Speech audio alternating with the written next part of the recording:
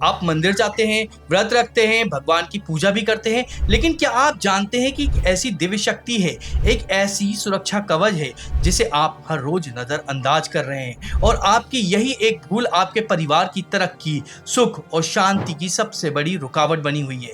ये कोई मजाक नहीं है। 90% हिंदू परिवार अनजाने में ये गलती करते आ रहे हैं और उन्हें इसकी असली कीमत का अंदाजा तक नहीं है। यह वो अदृश्य शक्तियां हैं जो आपके वंश की ढाल हैं या आपके घर के बड़े बुजुर्गों की तरह हैं। लेकिन सवाल ये है कि ये शक्तियां है कौन, जिसे नजरअंदाज करना आपके ही ग्रहों को आपके खिलाफ कर सकता है।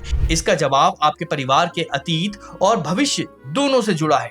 यह रहस्यमय शक्तियां हैं आपके कुल देवता और कुल देवी।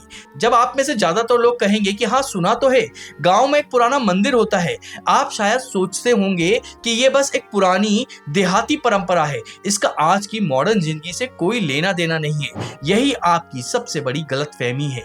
आज मैं आपको जो बताने वाला हूं वो आपकी सोच को हमेशा के लिए बदल देगा।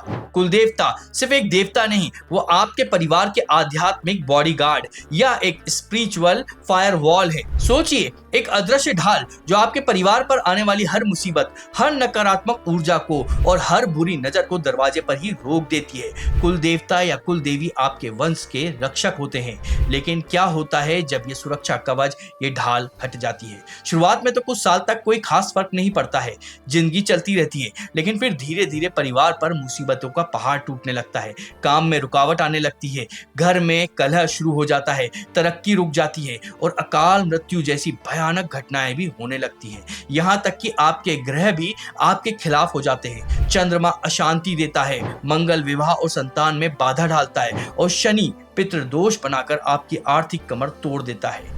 अब आप समझ रहे हैं, यह सिर्फ एक पूजा नहीं बल्कि आपके वंश की सुरक्षा और समृद्धि से जुड़ा हुआ एक गहरा विज्ञान है। अगर यह जानकारी आपकी आंखें खोल रही है और आप ऐसे ही सनातन धर्म के गहरे रहस्य को जानना चाहते हैं तो कुछ सेकंड रुककर हमारे चैनल को सब्सक्राइब कर लीजिएगा, क्योंकि आगे जो मैं बताने वाला हूं वो और भी ज्यादा चौंकाने वाला है। तो सवाल ये उठता है कि यह परंपरा आई कहां से? क्या ये कोई राजपूतों द्वारा बनाई गई प्रथा है या इसका जिक्र हजारों साल पुराने वेदों में भी मिलता है? कई विद्वान मानते हैं कि इसकी शुरुआत राजपूतों वंशों से हुई, जहां राजा ही अपने कुल के देवता बन गए। लेकिन ये पूरा सच नहीं है। सच तो ये है कि कुल देवता की परंपरा की जड़ें हमारे वेदों और स्मृतियों तक जाती है। ऋग्वेद में कुल और गण की संरचना मिलती है। मनुस्मृति और याज्ञवल्क्य स्मृति जैसे ग्रंथों में साफ साफ लिखा हुआ है कि वंश की रक्षा के लिए कुल देवता की पूजा होनी चाहिए। मतलब ये कोई बाद में जोड़ी गई प्रथा नहीं, बल्कि सनातन धर्म का एक अभिन्न अंग है जो हजारों सालों से हर वंश की रक्षा करता आ रहा है। अब सबसे बड़ा और जरूरी सवाल, हम में से कई लोग शहर में रहते हैं, अपने गांव और जड़ों से दूर हो चुके हैं। हम अपने कुल देवता या कुल देवी के बारे में जानते ही नहीं है। तो क्या करें? उनका पता कैसे लगाएं? इसका तरीका आसान है, बस थोड़ी कोशिश करनी होगी। सबसे पहले अपने परिवार या गोत्र के सबसे बड़े बुजुर्ग व्यक्ति से बात करें। उनसे पूछें कि घर में मुंडन या शादी विवाह की कोई खास परंपरा कहाँ निभाई जाती थी।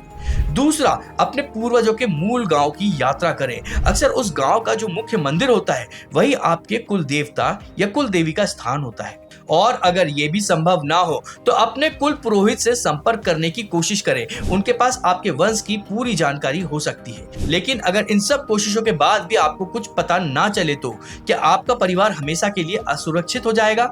नहीं, शास्त्रों में इसका भी समाधान दिया गया है।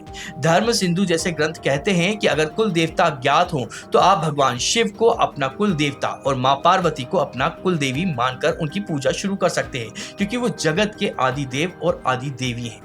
याद रखिए, आपके कुल देवता आपके पूर्वजों का आशीर्वाद है। उन्हें भूलना अपनी जड़ों को काटने जैसा है।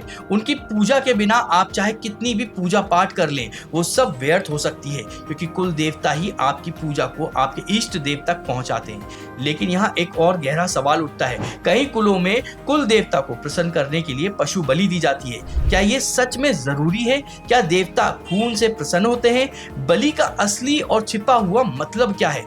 इस रहस्य से पर्दा हम हम अपनी अगली वीडियो में उठाएंगे। सिर्फ यही नहीं, हम जल्द ही सनातन धर्म के हजारों साल के अनसुने इतिहास, बाबा काल भैरव के असली सच और गायत्री मंत्र जैसी शक्तियों पर भी वीडियो लेकर आने वाले हैं, जो वीडियो आपका जीवन बदल सकती है। और अगर आप इंतजार नहीं कर सकते हैं तो हमने ऐसे ही कई सारे सनातन धर्म के रहस्यों पर पहले से ही वीडियो बना रखे हैं। आप हमारे चैनल पर जाकर उन वीडियो को भी देख सकते हैं। अगर आपको हमारा ये वीडियो पसंद आया तो इस वीडियो को लाइक करिएगा, अपने साथियों के साथ में शेयर करिएगा और हमें कमेंट करके बताइएगा कि आप आगे और किस विषय पर वीडियो चाहते हैं। इसके अलावा YouTube में अभी हाइप नाम का एक नया ऑप्शन आया है, जिसको आप कमेंट को स्वैप कर देख सकते हैं। तो आप हमारे चैनल को हाइप भी करिएगा और साथ में हमारे चैनल को सब्सक्राइब जरूर कर दीजिएगा, क्योंकि इससे हमें धर्म प्रचार में प्रोत्साहन मिलता है।